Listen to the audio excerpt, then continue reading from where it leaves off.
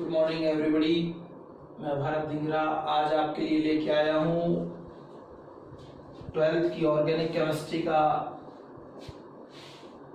Lesson halide और उसका ये पार्ट 11 जिसमें हम अब तक डिस्कस कर चुके हैं हेलो एल्केन्स और हेलो एरीन्स को डिटेल में, उनके प्रिपरेशन मेथड, उनकी फिजिकल प्रॉपर्टीज, उनकी केमिकल प्रॉपर्टीज। आज हम इन मोनोहैलाइड्स से आगे बढ़ेंगे और पढ़ेंगे डाईहैलाइड्स। तो आइए शुरू करते हैं हमारी आज की क्लास। मैंने आपको बताया था हैलाइड्स बनते हैं कैसे। जब आप किसी हाइड्रोकार्बन के सिंगल या more than single hydrogen atom को हैलोजन से रिप्लेस करते हैं तो आपको मिलते हैं हैलाइड्स। जब हाइड्रोकार्बन का एक हाइड्रोजन एटम हैलोजन से रिप्लेस हो तो मिलेगा मोनोहैलाइड, और जब दो हाइड्रोजन एटम दो हैलोजन एटम से रिप्लेस हो तो आपको मिलेंगे डाईहैलाइड्स। मींस डाईहैलाइड्स क्या है?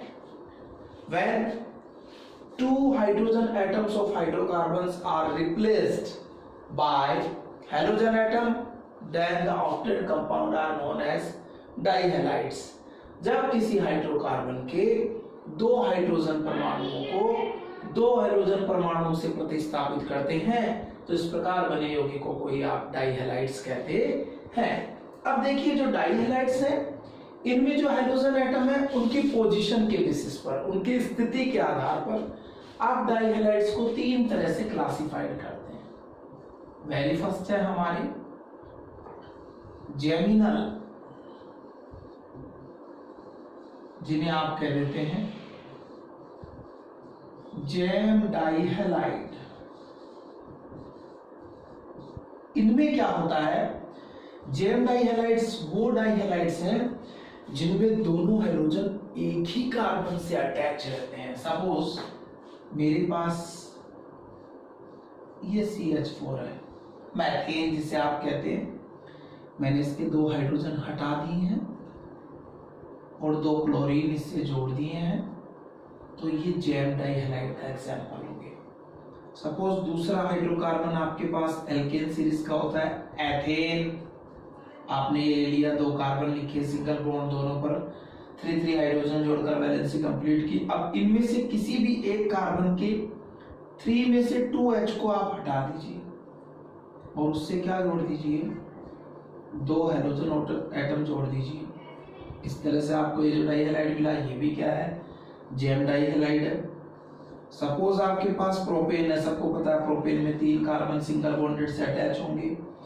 कॉर्नर वाले की वैलेंसी 1 है तो इसको 3 हाइड्रोजन दीजिए, मिडिल वाले की वैलेंसी 2 है, इसको 2 हाइड्रोजन दीजिए, और लास्ट वाले की वैलेंसी फिर 1 दिख रही है, इसको 3 हाइड्रोजन दीजिए। इस तरह से कार्बन की वैलेंसी 4 को कंप्लीट कीजिए। क्या देख रहे हैं आप? प्रोपेन आपके सामने है। प्रोपेन में आप क्या कर सकते हैं, इस एक ही कार्बन के दोनों हाइड्रोजन हटा दीजिए आप और इससे 2 Cl जोड़ दीजिए, कोई भी हाइड्रोजन, क्लोरीन, ब्रोमीन, आयोडीन। आप ऐसा भी कर सकते थे कि कॉर्नर से H न हटाकर बीच वाला H हटा देते। अगर ऐसी कंडीशन होती तो क्या हो जाता, देखिए CH3 CCH3, बीच वाले जो दोनों H है मैंने हटा दिए और दोनों की जगह 2 हैलोजन जोड़ दिए। ये लीजिए, अभी भी ये जेम डाईहैलाइड्स है। यानी जेम डाईहैलाइड्स वे डाईहैलाइड्स हैं जिनमें दोनों हाइड्रोजन एटम एक ही कार्बन पर अटैच रहते हैं, उन्हें जेम डाईहैलाइड्स कहते हैं। IUPAC नोमेनक्लेचर कैसे करना है आपको? वही बात, सबसे पहले लॉन्गेस्ट चेन सिलेक्ट करनी है जिस पर हाइड्रोजन एटम हो। यहाँ 1 की है, यहाँ 2 की है, काउंटिंग उधर से करेंगे जिधर से हाइड्रोजन पास हो, लीजिए। इसी तरह से यहाँ भी काउंटिंग राइट टू लेफ्ट होगी, दाएं से बाएं ओर, जिधर से हाइड्रोजन पास है। इधर आप कहीं से भी चल सकते हैं क्योंकि दोनों तरफ से हाइड्रोजन की पोजीशन 2 है। अब नोमेनक्लेचर करना है। इसमें पहले की बात करें तो चेन ही 1 कार्बन की है। 1 कार्बन वाले हाइड्रोकार्बन को आप मैथ कहते हैं, सिंगल बॉन्ड है, मैथेन है। मैथेन में 1 ही कार्बन अंडरस्टूड है तो पोजीशन लिखने की जरूरत नहीं है। सिंपली एक जैसे दो सब्स्टिट्यूट के लिए आप क्या लेते हैं, प्रीफिक्स डाई। कौन है एक जैसे दो? क्लोरो, तो डाई क्लोरो। 1 कार्बन की एल्क को क्या कहते हैं? मैथ, और बॉन्ड सिंगल है इसलिए मैथेन। Die chloro methane. अब देखिए दो कार्बन की चेन है, दोनों कार्बन की चेन पर एक ही कार्बन पर दोनों हाइड्रोजन और दोनों की पोजीशन 1 है। चाहे तो आप पोजीशन लिखें, नहीं तो आप डायरेक्ट कह सकते थे डाइक्लोरोएथेन। अंडरस्टूड था कि पोजीशन नहीं लिखी तो दोनों की 1 है, और लिख भी दे तो कोई इशू नहीं है। 1 1, ये भी 1 पर, ये भी 1 पर, इसकी पोजीशन 1 और इसकी पोजीशन 1, दोनों के बीच में क्या लगाते हैं पोजीशन के, कोमा। अब डैश लगाएं, एक जैसे दो के लिए फिर से वही डाई, कौन है, क्लोरो, दो की चेन है, एथ बॉन्ड सिंगल है, एन, 1 1 di chloro ethane. Same manner 1 1 di chloro propane,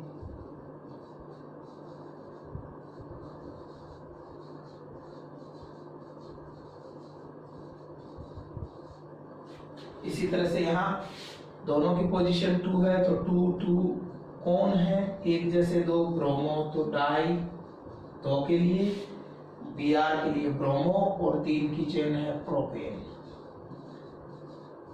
तो ये चारों एग्जाम्पल जो आपको बोर्ड पे नजर आ रहे हैं, ये चारों एग्जाम्पल है हमारे जैम डाई हैलाइड्स के, जिनमें हम देख रहे हैं कि एक ही कार्बन पर दोनों हाइड्रोजन अटैच होते हैं।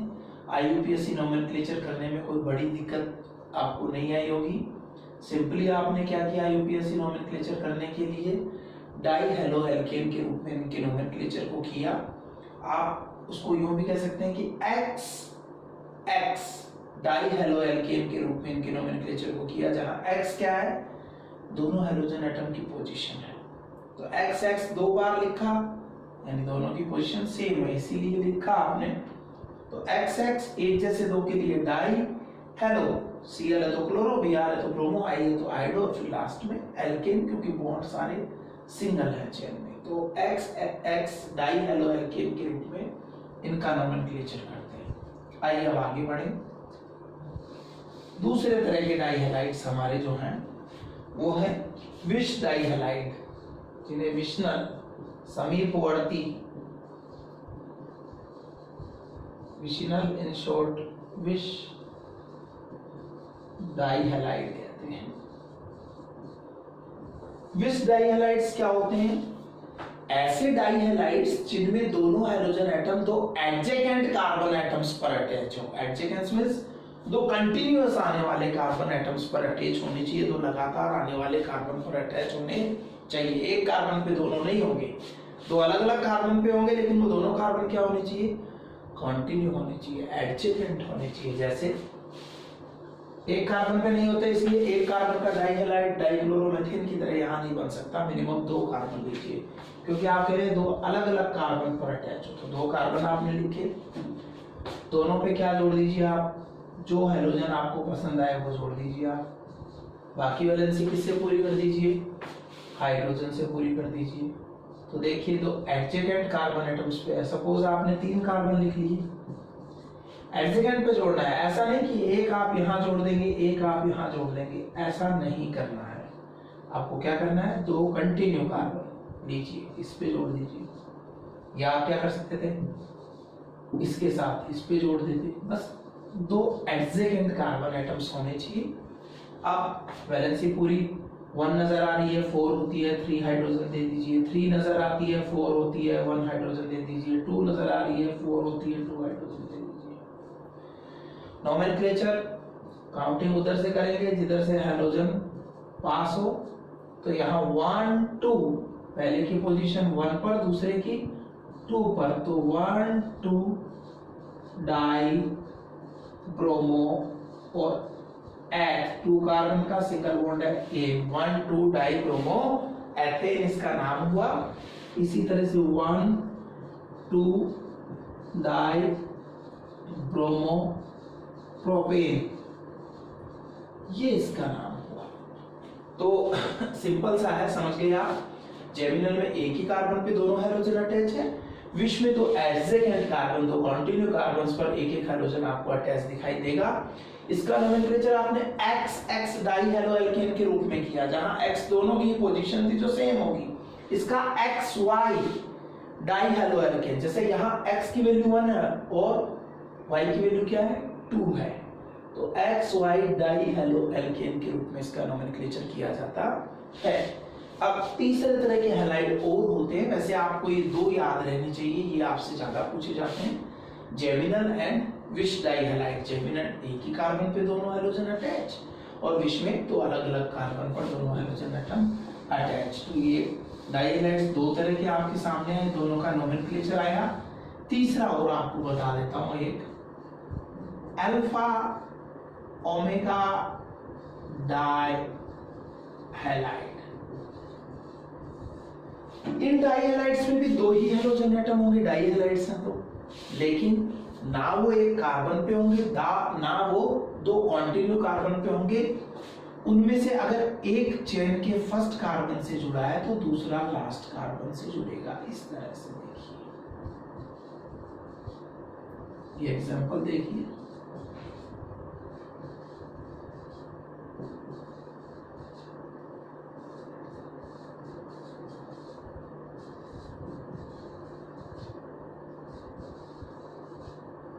तो आप क्या देख रहे हैं, यहां पर वैलेंसी कंप्लीट कर देते हैं।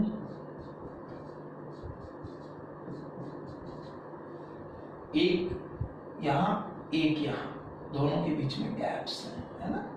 2 कार्बन की गैप्स तो आपको नजर आएंगे यहां, क्योंकि हाइड्रोजन एटम से अटैच फर्स्ट कार्बन को अल्फा, दूसरे को बीटा, तीसरे को डेल्टा, चौथे को ओमेगा कह देते हैं, उसके बाद वालों को।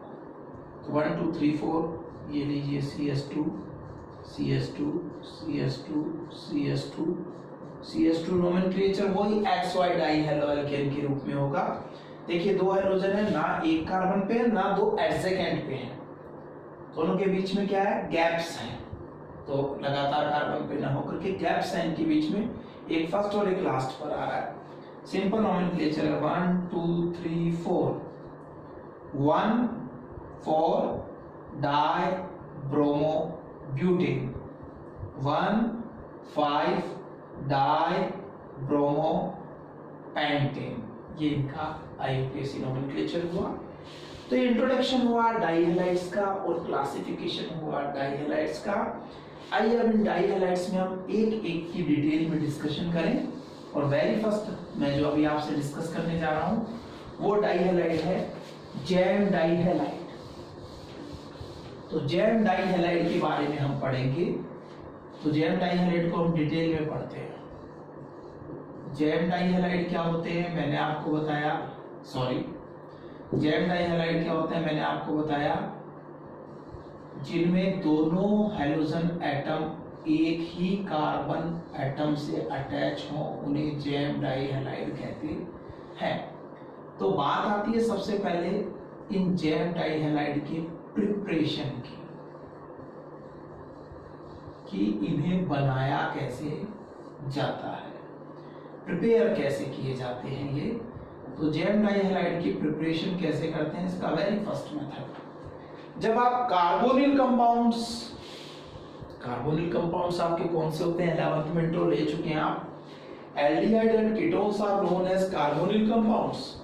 एल्डिहाइड और कीटोन को कार्बोनिल कंपाउंड कहते हैं, जिनमें ये कार्बोनिल ग्रुप होता है। कार्बोनिल ग्रुप आपको पता है क्या होता है, कार्बन जहां ऑक्सीजन से डबल बॉन्ड से जुड़ा होता है, ये ग्रुप आपका कार्बोनिल ग्रुप है। और इस कार्बोनिल ग्रुप में आप देख रहे हैं कि ऑक्सीजन जो 16th ग्रुप का है, जिसके आउटरमोस्ट ऑर्बिट में 6 इलेक्ट्रॉन है, वो अपने 2 इलेक्ट्रॉन्स की बॉन्डिंग करके क्या कर रहा है, ऑक्टेट कंप्लीट कर रहा है। कार्बन की वैलेंसी 4 होती है, 2 बॉन्ड्स यहाँ नजर आ रहे हैं, 2 वैलेंसीज की क्या है, फ्री है। इन फ्री वैलेंसी से जब किसी एक से हाइड्रोजन और एक से कार्बन जुड़े तो आपको एल्डिहाइड मिलेंगे, और अगर दोनों पे कार्बन अटैच हो जाए, मिनिमम 1 पर हाइड्रोजन है तो एल्डिहाइड, और दोनों पर कार्बन है तो आपको कीटोन्स मिल जाएंगे। तो एल्डिहाइड कीटोन दोनों में ये कार्बोनिल ग्रुप होता है, इसलिए ये कार्बोनिल ग्रुप वाले जो कंपाउंड्स होते हैं उनको आप कह देते हैं कार्बोनिल कंपाउंड या कार्बोनिल यौगिक। जब ये रिएक्ट करते हैं PCl5 से, PCl5 मैंने आपको पहले भी बताया था, जब अल्कोहल इस PCl5 से रिएक्ट करते हैं तो आपने PCl5 को एक स्पेसिफिक वे में लिखा था। आप उसके 3 क्लोरीन्स को एक साथ रखते थे जो ट्राइगोनली अरेंज थे, और 2 क्लोरीन जो थे बायोकेमिकली उनको आप अलग रख देते थे। तो वैसा ही रख दीजिए आप। होता क्या है, यहां से ये दोनों क्लोरीन हटते हैं और जो फास्फोरस की 2 वैलेंसी फ्री होती है उसके थ्रू ये फास्फोरस इस ऑक्सीजन से अटैच हो जाता है। इस तरह से देखिए बीच में से वही निकल गया आपका POCl3। POCl3 निकल गया, ऑक्सीजन के जाने से कार्बन की 2 वैलेंसी फ्री हो गई। इधर भी क्लोरीन और इधर भी क्लोरीन, यानी क्या देख रहे हैं आप, एक ही कार्बन पर 2 क्लोरीन आ गए हैं और सब प्रोडक्ट के रूप में POCl3 यहाँ निकल गया है। जब एक कार्बन पर 2 हाइड्रोजन अटैच हो तो वही है आपका जैम डाई हैलाइड। तो जब कार्बोनिल कंपाउंड्स एल्डिहाइड और कीटोन रिएक्ट करते हैं PCl5 से तो सब प्रोडक्ट के रूप में निकलता है POCl3 और हमें मिलता है जैम डाई हैलाइड। अगर आपने इस कार्बोनिल कंपाउंड में कार्बन की दोनों फ्री वैलेंसी हैं, इन पर H जोड़ दिया, ये कंपाउंड बनता है SCHO। लोकल लैंग्वेज में SCHO को हम कहते हैं फॉर्मएल्डिहाइड। ये फॉर्मएल्डिहाइड का फॉर्मूला देखिए, लोकल है और कुछ फॉर्मूलेज आपको कुछ कंपाउंड्स की याद कर लेने चाहिए। तो फॉर्मएल्डिहाइड का होता है SCHO, ये रिएक्ट कर रहा है, रिएक्शन का मैकेनिज्म आपका वही रहने वाला है। देखिए यहां से ये निकल गया, फिर से वही आपका POCl3। देखिए कार्बन पे क्या है, 2H है और इस पर ये 2 क्या आ गई, Cl। आपको नजर आ रहा है 1 कार्बन की चेन है और दोनों हाइड्रोजन एक ही कार्बन पर है, तो डाइक्लोरोमेथेन आपको मिल गया है और POCl3 यहां से बाहर निकल गया है। अब देखिए अगर आप क्या करते हैं, इस फॉर्मएल्डिहाइड के दोनों H में से एक H को रिप्लेस कर देते हैं CH3 से, ये बनता है CH3CHO। इस CH3CHO को लोकल लैंग्वेज में कहा जाता है एसिटेल्डिहाइड। ये एसिटेल्डिहाइड है CH3CHO। अगर आपने ये ले लिया, वहां प्रोडक्ट ऐसे की ऐसे चलिए आप देखिए क्या था, ये CH3 बॉन्ड बना रहा है किससे, C पर एक कोण है H और C पर 2 कोण आ गए हैं Cl। लीजिए 1 2, 2 कार्बन की चेन हुई, 1 पर दोनों क्लोरीन है तो 1 1, एक जैसे 2 के लिए डाई कोण है Cl, क्लोरोएथेन। मीन्स अगर आपने क्या किया, यहां पर एसिटल्डिहाइड लिया तो आपको 1 डाइक्लोरोएथेन प्रोडक्ट के रूप में मिल जाएगा। अगर आप यहां पर थोड़ा सा आगे बढ़े और क्या करें, दोनों फ्री वैलेंसी में से एक से इथाइल ग्रुप को जोड़ दें। ये देखिए C2H5 इथाइल ग्रुप को और एक तरफ वही H रखें, यानी कार्बोनिल ग्रुप की दोनों फ्री वैलेंसी में से एक से कार्बन और एक से हाइड्रोजन अटैच है, अभी भी एल्डिहाइड है, 3 कार्बन का एल्डिहाइड है, प्रोपियोन एल्डिहाइड। 3 कार्बन का लेंगे कोई प्रॉब्लम नहीं है। देखिए क्या हो रहा है, CH3 CH2 नजर आ रहा है आपको, इसके आगे C पर H और फिर वही देखिए उस पर ये आगे। अब 3 कार्बन का लिया, 3 कार्बन का जेड डाइहाइड बन गया, वही 1 पर 2 क्लोरीन है तो 1 डाइक्लोरो, बट 3 की चेन है तो एथेन की बजाय क्या कहेंगे, इसको प्रोपेन कह देंगे।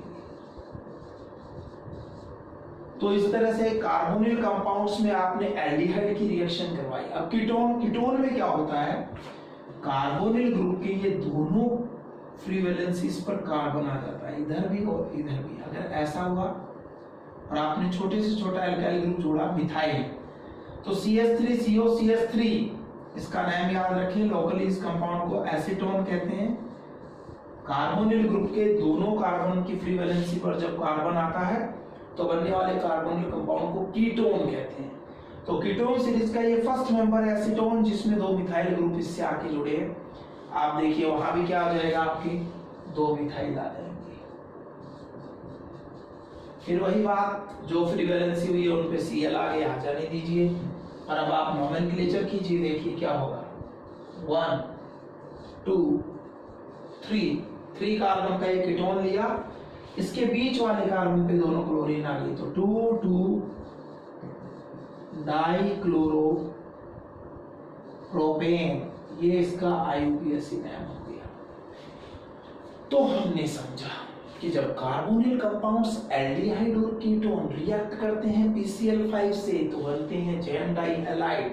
अगर आपने लिए थे एल्डिहाइड तो क्या हुआ था, आपके दोनों हैलोजन एटम हमेशा फर्स्ट कार्बन पर यानी कॉर्नर पर ही आते थे। और देखिए जैसे ही आपने कीटोन लिया तो अब आपके हैलोजन एटम कॉर्नर में ना आके कहाँ आ गए, बीच में आ गए। क्यों? कीटोनिक ग्रुप भी बीच में होता है भाई, एल्डिहाइड कॉर्नर पे था तो कॉर्नर पे Cl आ रहे थे, कीटोनिक ग्रुप बीच में, देखिए सेकंड नंबर पे आ रहा है तो ये बीच में आएंगे। तो इस तरह से ये हमने पढ़ा प्रिपरेशन का फर्स्ट मेथड, जिसमें हमने क्या किया, यहाँ पर बनाई कार्बोनिल कंपाउंड से gem di halide. Second method alkyne से। एल्काइन सभी को वेरी वेल अंडरस्टूड है। एल्काइन अनसैचुरेटेड हाइड्रोकार्बन होती है, असंतृप्त हाइड्रोकार्बन होती है, जहां दो कार्बन एटम्स के बीच में क्या होता है, ट्रिपल बॉन्ड होता है। ठीक है, एल्काइन सीरीज का फर्स्ट मेंबर आप, बाकी दोनों फ्री वैलेंसीज, दोनों कार्बन की 3 वैलेंसी है तो 1 फ्री है ना, तो फ्री वैलेंसीज पर H जोड़ दीजिए। आपको मालूम है CH ट्रिपल बॉन्ड CH, इस कंपाउंड को लोकली हम कहते हैं एसिटिलीन, लेकिन IUPAC में 2 कार्बन से एथ, ट्रिपल बॉन्ड है तो आइन, ये एथाइन है। जब आप इस एथाइन का हाइड्रोहेलोजिनेशन करते हैं, हाइड्रोहेलोजनीकरण करते हैं बेटा, hydrogenation addition of hydrogen, hydrogenation पढ़ा था, एडिशन ऑफ हाइड्रोजन होता है, हेलोजिनेशन एडिशन ऑफ हेलोजन। हाइड्रोजनीकरण में हाइड्रोजन ऐड होता है और हेलोजनीकरण में हेलोजन ऐड होता है, और मैं इसका नाम ले रहा हूं हाइड्रोहेलोजिनेशन, यानी यहाँ हाइड्रोजन भी अटैच होगा और हेलोजन भी अटैच होगा, यानी मैं इसका नाम ले रहा हूं हाइड्रोहेलोजनीकरण। तो हाइड्रोजन और हेलोजन दोनों जुड़ेंगे, तो हाइड्रोजन हेलोजन दोनों जिस चीज में होते हैं उसको आप हेलोजन एसिड कहते हैं। तो हेलोजन एसिड का सिंपल फॉर्मूला आपका HX, सबको पता है, X की जगह क्लोरीन, ब्रोमीन या आयोडीन होता है। चलिए मैं क्लोरीन ले लेता हूं, तो ये हेलोजन एसिड हो गया आपका HCl। तो जब आप एल्काइन की रिएक्शन हेलोजन एसिड से करवाते हैं तो वही बात मार्कोनिकोफ रूल के अकॉर्डिंग हेलोजन एसिड का इस पे एडिशन हो जाता है। पता है आपको, फिलहाल दोनों कार्बन पर नंबर ऑफ हाइड्रोजन क्या है, सेम है। HCl के 2 भाग होंगे, H+ और Cl-, तो एक को इस कार्बन पर और एक को इस कार्बन पर जोड़ देंगे। तो यहाँ पहले से एक H तो था, एक H और आ गया, तो ये क्या हो गया CH2। जैसे ये CH2 हुआ, कार्बन की आप जानते हैं वैलेंसी 4 होती है, 2 तो कंप्लीट हो गई, तो अब ये ट्रिपल बॉन्ड की बजाय टूटकर यहाँ क्या रह जाएगा, डबल बॉन्ड रह जाएगा। अब आपके पास क्या है CH, और इस CH पर इधर क्या आ गया Cl। लीजिए यहाँ देखिए 1 2 3 और 4 कंप्लीट है। आपको क्या मिला, एक हैलाइड मिला, लेकिन ये हैलाइड अनसैचुरेटेड है, वाइनिल हैलाइड मिल गया। फिलहाल अगर हम देख रहे हैं सामने तो ये जो वाइनिल क्लोराइड हमें मिला है इसमें अभी भी अनसैचुरेशन है, अभी भी डबल बॉन्ड है, इसलिए वापस ये हेलोजन एसिड से रिएक्ट करेगा। रिएक्शन आपकी 2 स्टेप्स में हो रही है, वापस रिएक्ट करेगा, और तब तक रिएक्ट कर सकता है जब तक डबल बॉन्ड सिंगल में कन्वर्ट ना हो। वापस HCl का एडिशन कीजिए, H+ Cl-। अब देखिए डबल बॉन्ड से अटैच ये 2 कार्बन है। हमने पहले क्या किया था, दोनों में से एक को H+ और एक को Cl- दे दिया था, तब कोई प्रॉब्लम नहीं थी क्योंकि दोनों कार्बन एक जैसे थे, दोनों पर नंबर ऑफ हाइड्रोजन सेम था। लेकिन डबल बॉन्ड से एडेड दोनों कार्बन पर अगर नंबर ऑफ हाइड्रोजन डिफरेंट हो तो रिएक्शन मार्कोनिकोफ लॉ से होती है। मार्कोनिकोफ का लॉ या नियम क्या कहता है कि डबल बॉन्ड से अटैच उस कार्बन पर पॉजिटिव पार्ट जुड़ता है जहां पहले से हाइड्रोजन ज्यादा हो, तो पॉजिटिव पार्ट H+ है, वहां जुड़ेगा जहां पहले से हाइड्रोजन ज्यादा हो, यानी CH2 पर। नेगेटिव यहाँ आएगा। तो क्या हो गया, CH2 में एक H और जाने से ये CH3 हो गया। देखिए डबल बॉन्ड टूट के सिंगल रह गया और CH पर एक Cl तो था ही, एक Cl और आ गया।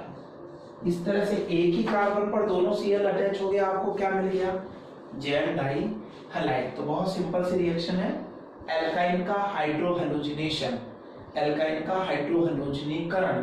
जब एल्काइन की रिएक्शन हैलोजन एसिड से होती है तो मार्कोनिकॉफ लॉ के अकॉर्डिंग हमें जैम डाई हैलाइड मिलते हैं। देख रहे हैं आप, रिएक्शन 2 स्टेप्स में हुई है। वेरी फर्स्ट स्टेप में एक जाके ऐड हुआ, वाइनिल हैलाइड बन गया। सेकंड स्टेप में क्या हुआ, उस वाइनिल हैलाइड पे फिर हैलोजन एसिड रिएक्ट कर रहा है और आपको जैम डाई हैलाइड मिल रहा है। सपोज आपने यहां इस H की जगह CH3 जोड़ दिया, ये पोजीशन देखिए, अब क्या होगा, आइए देखते हैं। ये प्रोपाइन हो गया, जैसे आपने ये किया, ये पोजीशन किसकी हो गई है, देखिए 1 2 3 से प्रोप हो गया है। फर्स्ट नंबर पर ट्रिपल बॉन्ड आ गया, आयन हो गया, ये प्रोपाइन है। आप इसकी रिएक्शन HCl से करवा रहे हैं। अब HCl का एडिशन हमेशा वहां होता है जहां अनसैचुरेशन हो, जहां डबल या ट्रिपल बॉन्ड हो। तो ये दोनों में से एक चीज इस कार्बन पे जुड़ेगी, एक इस पे, ये नहीं कि इन पे जुड़ेगी, क्योंकि इनके बीच का बॉन्ड क्या है, सिंगल है। सिंगल तो सैचुरेट है, वहां एडिशन नहीं होता, डबल पे होता है। अब इन दोनों की पोजीशन देखिए, क्या इन पे नंबर ऑफ हाइड्रोजन सेम है, नहीं, इस पे कोई हाइड्रोजन नहीं है और इस पर एक हाइड्रोजन है। तो हम वहां जाना पसंद करते हैं जहां हमें हमारे जैसे लोग दिखाई दें। तो इस H को H जहां दिखाई दे रही है वहां जाएगा, इसलिए ये H कहां जाएगा, CH पर, और ये Cl कहां जाएगा, इसको कोई जहां नहीं दिख रहा वहां चला जाएगा। भाई ये तो अपने लोगों के साथ चला गया, ये जो बचा उसके साथ जाएगा। क्या हो गया, CH3 बॉन्ड C, सेंटर वाले C पर Cl आ गया है, और इधर देखिए CH में H और मिलते ये CH2 हो गया है। कार्बन की दो वैलेंसी कंप्लीट है, तो ये वाला बॉन्ड ट्रिपल से टूट के क्या रह गया आपका, डबल। अभी भी अनसैचुरेशन है, आप फिर से उस कंपाउंड को पकड़िए जो आपने वहां बनाया है, CH3 C double bond CH2 और Cl, और फिर से अनसैचुरेशन है तो इस पर फिर से हाइड्रोजन एसिड का अटैक कर दीजिए, फिर H प्लस फिर Cl माइनस। H फिर वहां जाएगा जहां इस जैसे पहले से बैठे हैं, तो यहाँ जहां पहले से हाइड्रोजन ज्यादा है। Cl कहां जाएगा, जहां पर हाइड्रोजन क्या है, कम है। तो ये लीजिए, इसको यहाँ जोड़ दीजिए और इसको यहाँ जोड़ दीजिए।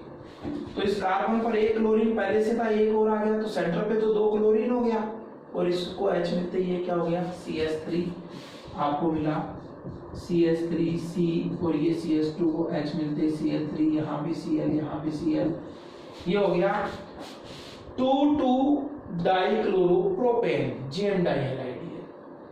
तो सिंपल सा है, समझ गए होंगे आप कि जैम डाई हैलाइड को बनाने की 2 प्रिपरेशन मेथड है। कार्बोनिल कंपाउंड की रिएक्शन PCl5 से करवाइए, या एल्काइल पर हैलोजन एसिड के 2 मॉलिक्यूल का मार्कोनिको रूल से क्या कर दीजिए, एडिशन कर दीजिए। दोनों पोजीशन में आपको जैम डाई हैलाइड मिल जाएगा। अब हम आगे बढ़ें, इन जैम डाई हैलाइड की केमिकल प्रॉपर्टीज पे बात करें। देखिए बड़ा इंटरेस्टिंग है, बहुत इजी वे में अगर आप थोड़ा सा कोरिलेशन बनाएंगे ना, तो आपको ये चीज बड़े अच्छे से समझ में आएगी। जो प्रिपरेशन करके आपने जिन चीजों से इनको प्रिपेयर किया है ना, उन्हीं चीजों को आप इनसे वापस गेन कीजिए केमिकल प्रॉपर्टीज में, कुछ नहीं करना। आपने पहली प्रिपरेशन में क्या किया था, आपने पहली प्रिपरेशन में कार्बोनिल कंपाउंड से डाई हैलाइड बनाया था। तो आइए अब इन जैम डाई हैलाइड से कार्बोनिल कंपाउंड को गेन करें। बहुत सिंपल है, आपने पढ़ा था जब आप एल्काइल हैलाइड की क्रिया एक्वस KOH से करवाते हैं, मैं याद दिलाता हूं आपको, न्यूक्लियोफिलिक सब्स्टिट्यूशन रिएक्शन थी, एल्काइल हैलाइड हो गया। आप KOH से रिएक्शन करवाते थे, KOH कैसा लेते थे आप, एक्वस लेते थे, एल्कोहलिक लेते तो एल्कीन बन जाता था, लेकिन एक्वस लेते थे तो ये KCl निकल जाता था और आपको ये ROH अल्कोहल मिल जाता था। यानी जब एक्वस KOH से रिएक्शन होती है तो हैलोजन एटम OH ग्रुप से रिप्लेस हो जाता है। ऐसा आपने मोनोहैलाइड में पढ़ा था, वैसा ही कीजिए। जैम डाइहैलाइड की क्रिया आपको एक्वस KOH से करवानी है। लीजिए जैम डाइहैलाइड का एक एग्जांपल मैं ले लेता हूँ। ये CH3CH और इजी वे में करना चाहें आप, हम इसको थोड़ा यूं समझ लें। जैम डाइहैलाइड वो है जिसमें एक ही कार्बन से दो हैलोजन अटैच। लीजिए दो वैलेंसी फ्री है, इससे आप किसी को भी जोड़ दीजिए। ये जैम डाइहैलाइड का एक कॉमन फॉर्मूला है जो मैं काम में ले सकता हूँ। इन फ्री वैलेंसीज को मैं हाइड्रोजन या एल्काइल ग्रुप की हेल्प से कंप्लीट कर लूंगा। देखिए किससे रिएक्शन करवानी है, KOH से। KOH कैसा लेना है, एक्वस। बहुत अच्छे से आपको बार बार कहता हूं कि फर्स्ट ग्रुप और 17 ग्रुप साथ दिख जाए तो समझ लीजिए साथ जाने ही वाले हैं। क्या होगा, ये K चला जाएगा किसके साथ, X के साथ। क्या निकल गया, KX, पोटेशियम हैलाइड। अब देखिए ये भी तो हैलोजन है, अगर ये हैलोजन K के साथ गया तो ये भी K के साथ जाएगा। इसलिए आप क्या कीजिए, वहां मोनोहैलाइड के टाइम आपने एक KOH लिया था, अब आपको कितने KOH लेने पड़ेंगे, 2 KOH लेने पड़ेंगे एक्वस सॉल्यूशन के रूप में। लीजिए तो दोनों KOH काम आएंगे आपके यहाँ पर। क्या निकल गए, 2 KX, पोटेशियम हैलाइड। Cl होता तो KCl, Br होता तो KBr, I होता तो KI। क्या हुआ, इस कार्बन पर 2 OH आ गए दोनों हैलोजन की जगह। पहले भी क्या होता था, हैलोजन हटता था और कार्बन पर OH आता था, अब भी OH आ गया। आपको ये कंपाउंड मिला, बीच में से कौन बाहर निकल गए, KX बाहर निकल गए। अब एक चीज थोड़ी सी आपके लिए समझने वाली है। देखिए जब एक ही कार्बन पर 2 OH ग्रुप अटैच होना तो ऐसा कंपाउंड स्टेबल नहीं होता है। हमने एक एसिड पढ़ा हुआ है कार्बोनिक एसिड, फॉर्मूला होता है H2CO3। आप इसके स्ट्रक्चर को याद करें, C सेंट्रल एटम है, उस पे 3 क्या है, ये O है। देख रहे हैं 2 H हैं तो 2 ऑक्सीजन को तो H दे दीजिए, ये लीजिए। सबको पता ऑक्सीजन की वैलेंसी 2 होती है तो 1-1 बॉन्डिंग यहाँ कर रहा है, 1-1 कार्बन से कर लेंगे, हो गया इनका काम पूरा। इस ऑक्सीजन की 2 होती है, इसके साथ 2 कर लेगा, कार्बन की 4 पूरी होगी। ये H2CO3 की स्ट्रक्चर है, तो इसमें भी क्या देख रहे हैं आप, एक कार्बन पर 2 OH है, तो ये भी स्टेबल नहीं होता है। ये H2CO3 भी टूटता है और इसमें से कार्बन डाइऑक्साइड बाहर निकल जाता है और साथ में पानी बन जाता है। यानी यहाँ से 2 हाइड्रोक्सी ग्रुप में से एक वाटर का मॉलिक्यूल क्या हो जाता है, बाहर निकल जाता है। तो वही चीज अप्लाई कीजिए आप कि जब एक ही कार्बन पर 2 OH ग्रुप हो तो ऐसे कंपाउंड अनस्टेबल है, अस्थायी है। ये अनस्टेबल कंपाउंड तुरंत क्या करते हैं, हल्का सा वार्म अप करने पर ही वाटर को लूज कर देते हैं। वाटर को लूज कर देते हैं, क्या होने वाला है, वाटर के लिए ये लीजिए, ये होने वाला है। एक OH ग्रुप दूसरे का H ले जाएगा, वाटर निकल गया, जाहिर सी बात है इस कार्बन और ऑक्सीजन के बीच का बॉन्ड क्या हो जाएगा, डबल। देखिए कार्बन और ऑक्सीजन के बीच का बॉन्ड क्या हो गया, डबल। कार्बन की ये दोनों फ्री वैलेंसी, ये ग्रुप मैंने अभी आपको प्रिपरेशन मेथड में बताया था, इसको कार्बोनिल ग्रुप कहते हैं। तो जिनमें कार्बोनिल ग्रुप होता है उन कंपाउंड्स को क्या कह देंगे आप, कार्बोनिल कंपाउंड। दोबारा अगर उधर नजर नहीं आ रहा तो इधर देखिए, ये कार्बन की 2 वैलेंसी फ्री थी, इस फ्री वैलेंसी पे कौन रह गया, O की वैलेंसी 2 होती है, डबल बॉन्ड का फॉर्मेशन करेगा जब इधर H चला जाएगा इसके साथ। तो ये कार्बोनिल ग्रुप जिसमें होता है उनको कार्बोनिल कंपाउंड आप कहते हैं। तो जब जैम डाइहैलाइड की रिएक्शन एक्वस KOH से होती है तो पहले एक ही कार्बन पे 2 OH ग्रुप वाला अनस्टेबल कंपाउंड बनता है। वो अनस्टेबल कंपाउंड आपका क्या करता है, हल्का सा वार्म करने पर वाटर मॉलिक्यूल को लूज करके कार्बोनिल कंपाउंड से एल्डिहाइड या कीटोन बना लेता है। क्या बनेगा वो इस बात पर अटैच है कि फ्री वैलेंसी से आप क्या जोड़ते हैं। देखिए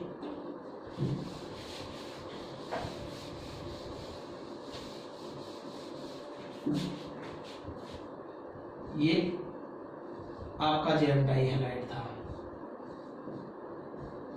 ठीक है।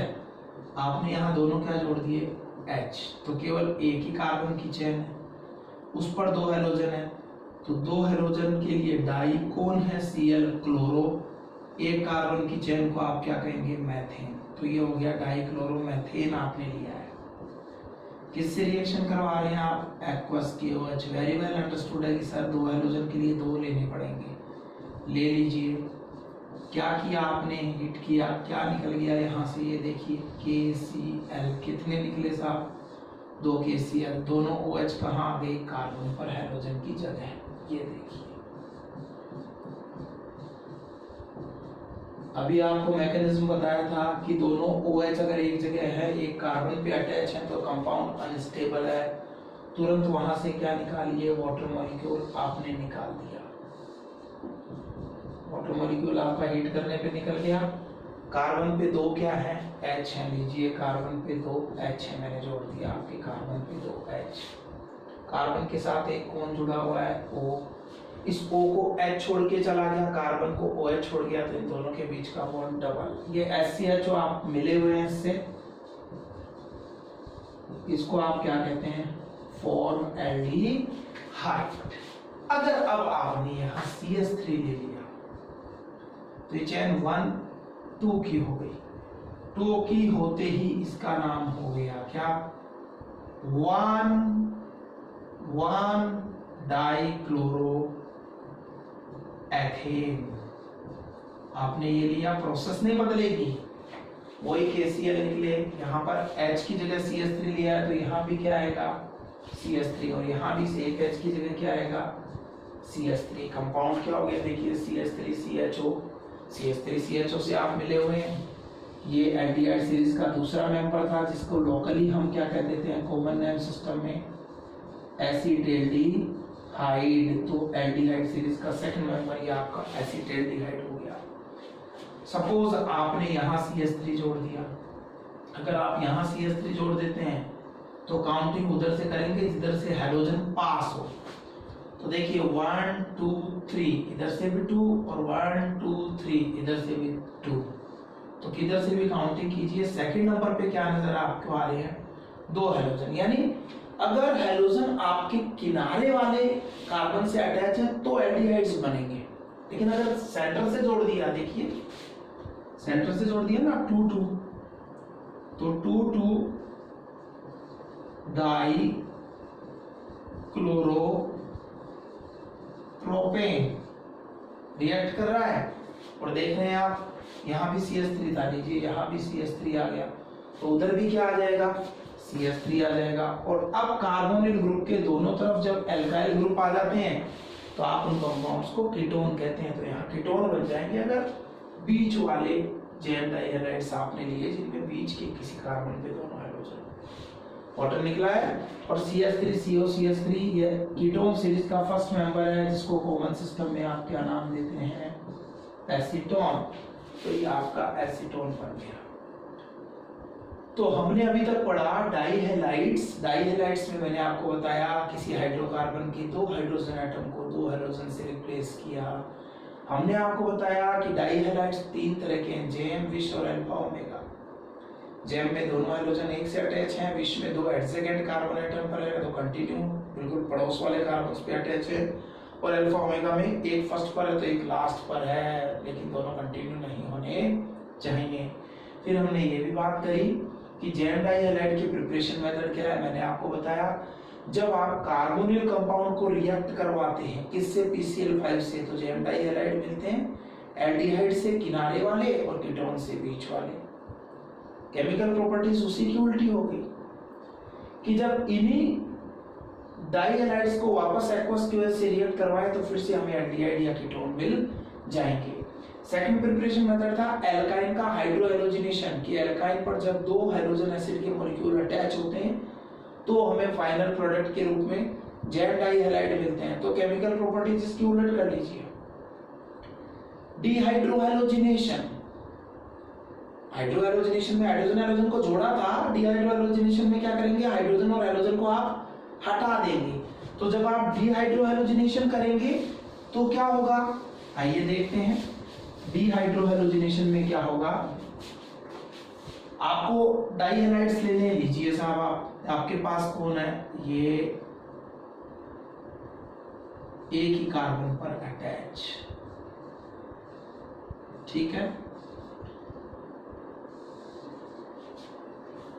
आप क्या करना चाह रहे हैं, डिहाइड्रोहेलोजिनेशन करने हैं। तो जब आप एल्किल हैलाइड का पहले भी डिहाइड्रोहेलोजिनेशन कर चुके हैं, तब आप क्या करते थे, उनको एल्कोहलिक क्यूएच की प्रेजेंस में गर्म कर देते थे।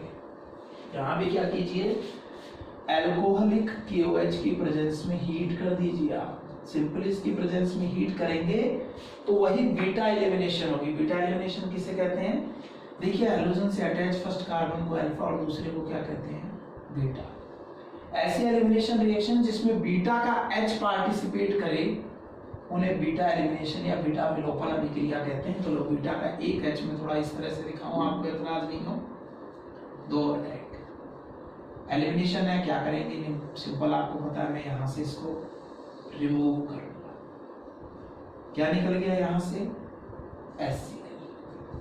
इधर से हाइड्रोजन गया, इधर से क्लोरीन गया, दोनों की एक एक वैलेंसी फ्री हो गई, तो इनके बीच का ये सिंगल बॉन्ड कैसा हो जाएगा, डबल। देखिए जैसे ही डबल करूंगा, CH2 double bond CH, CH2 double bond CH, और इस CH पर आगे क्या रह गया, एक Cl। वाइनिल हैलाइड में आ गया, आप वापस हैलोजन एसिड हटाते ही। अब वाइनिल हैलाइड में फिर वही बात, हैलोजन से अटैच ये कार्बन अल्फा और ये वाला बीटा, आपको फिर बीटा से H लेना है। ये लीजिए, थोड़ा सा इस तरह से लिख दीजिए, फिर ये लीजिए, अल्फा के Cl के साथ बीटा का H चला गया, वापस से फिर क्या निकल गया, HCl निकल गया। किसकी प्रेजेंस में, KOH अल्कोहलिक लेने पर। एक्वस लेंगे तो कार्बोनिल थे, अल्कोहलिक लेंगे अल्काइन पे पहुंच जाएंगे आप। वापस ये वाला बॉन्ड यहाँ शिफ्ट होगा, CH ट्रिपल बॉन्ड CH, आपको फिर से क्या मिल गई, एल्काइन। तो जिस एल्काइन में दो हैलोजन एसिड को जोड़ के आपने डाई हैलाइड बनाया था, उसी डाई हैलाइड में से वापस से दोनों हैलोजन एसिड निकाल दें तो फिर से आपको एल्काइन मिल जाएगा। ये सिंपल सी रिएक्शन है, कुछ भी इसमें प्रॉब्लम नहीं है कहीं भी। अगर आप यहाँ क्या करते, सपोज एक H हटा के यहाँ CH3 जोड़ देते, कोई नहीं भैया, आपने 3 कार्बन ले लिए, 1 डाइक्लोरोप्रोपेन ले लिया, इसमें भी हैलोजन से अटैच है अल्फा, ये बीटा, जो हाइड्रोजन जाना है वो बीटा का ही जाना है, तो बीटा का H हटाइए, HCl निकला, और यहाँ पर ये CH3 आ गया आपका। अब ये CH3 आ गया, देखिए यहाँ पर ये लीजिए, वही कंडीशन बन रही है। अब इसका नोमेनक्लेचर करेंगे ना आप, तो वही बात है, 1 क्लोरोप्रोपीन आपको मिल गया। फिर आगे इससे चलिए, वापस से आपको यही वाला HCl निकालना है। यहाँ देखिए ये दोनों के बीच का ट्रिपल बॉन्ड हो जाएगा, C ट्रिपल बॉन्ड CH, यहाँ CH3, ये आपको क्या मिल गया, प्रोपाइन मिल गया। तो इस तरह से केमिकल प्रॉपर्टीज में हमने देखा कि जैम डाई हैलाइड है, अगर उनको अल्कोहलिक की प्रेजेंस में हीट करें तो उनसे वापस से एल्काइन गेन की जाती है। तो इस तरह से जैम डाई हैलाइड क्या है, प्रिपेयर कैसे करते हैं, केमिकल प्रॉपर्टीज क्या है, ये कंप्लीट हुई। मैंने आपको विच डाई हैलाइड और अल्फा ओमेगा इंट्रोडक्शन दे दिया है। अभी हम आगे इसके बाद कैसे बनाते हैं विच डाई हैलाइड, क्या है उनकी केमिकल प्रॉपर्टीज, कैसे बनाते हैं अल्फा ओमेगा डाई हैलाइड और क्या है उनकी केमिकल प्रॉपर्टीज, इसके बारे में डिस्कस करेंगे।